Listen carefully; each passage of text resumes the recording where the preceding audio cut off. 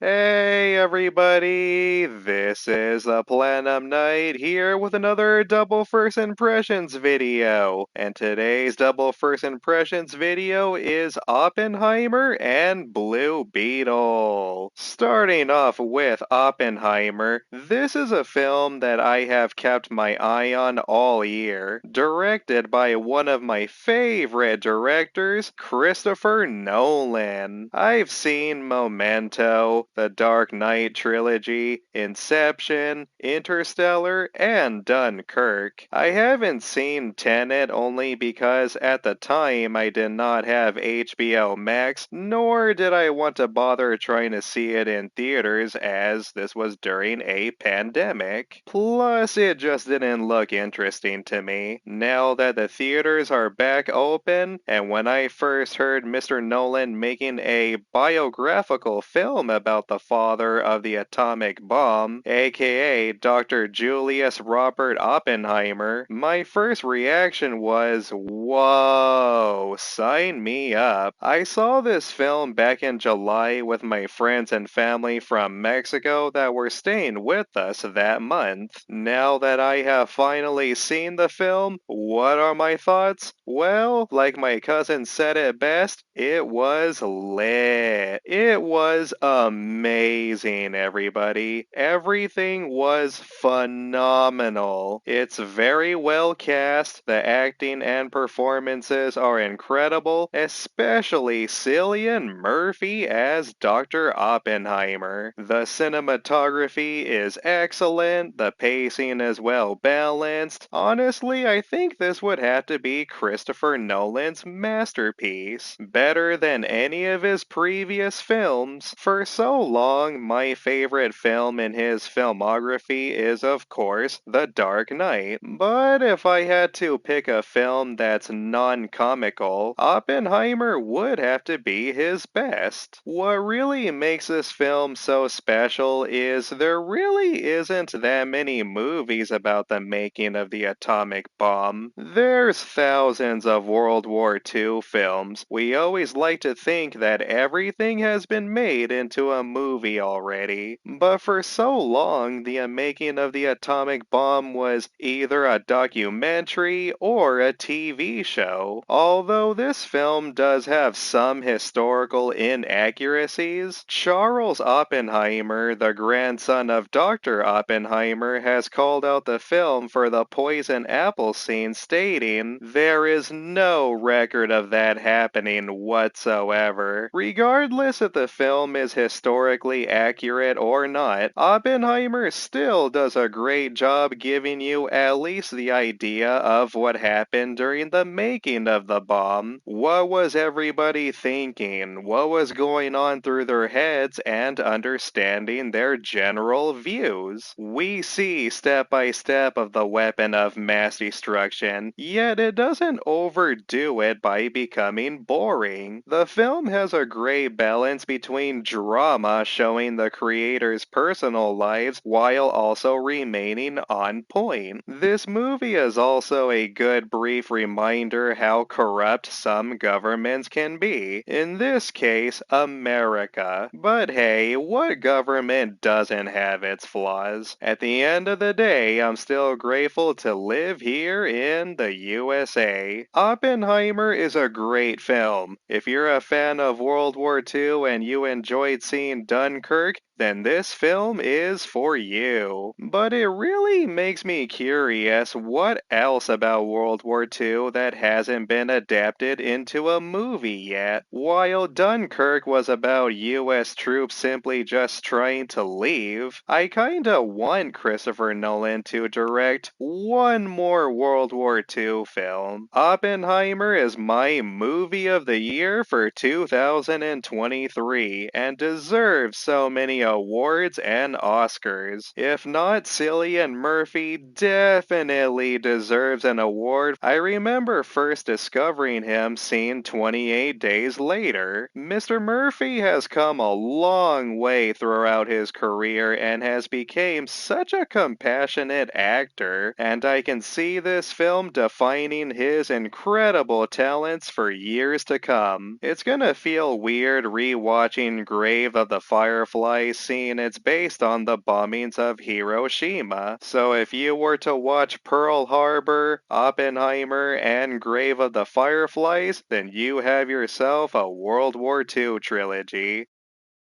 The next movie I'm gonna talk about is Blue Beetle. To be honest, I had zero interest in this movie. The trailer was terrible, it looked cheap, I had no idea who Blue Beetle even was, and if I had to be more honest, when I first saw the trailer, I legit thought it was from Marvel. Like, I'm not even joking, I thought it was a Marvel film. Once I found out it was actually from DC, then that's when I decided I really didn't want to watch it because the DCEU was already being rebooted anyway. But of course, I was invited by my uncle and going out to eat, so my expectations were extremely low. I didn't want to be there. I was expecting to hate this movie. And how do I feel after watching it? I enjoyed it. I surprisingly really enjoyed it. It's a fun, funny, entertaining movie. But don't get me wrong, it does has its flaws. I think the reason why I ended up liking it because of how low my expectations were. Another reason is because I admit it is a really safe movie. It doesn't do anything different or anything special compared to other comic book films. It is riddled with cliches. You got your typical superhero origin story, you got your typical villain, typical love interest. The hero ends up losing someone important to them. You got some action. Oh, and there's a twist at the end. It's a really safe film that does not take any risks whatsoever. I know I sound like I'm bashing this movie, however, I would rather have a safe movie instead of a really terrible one that tries too hard. But would I have felt the same way if my expectations weren't low? Probably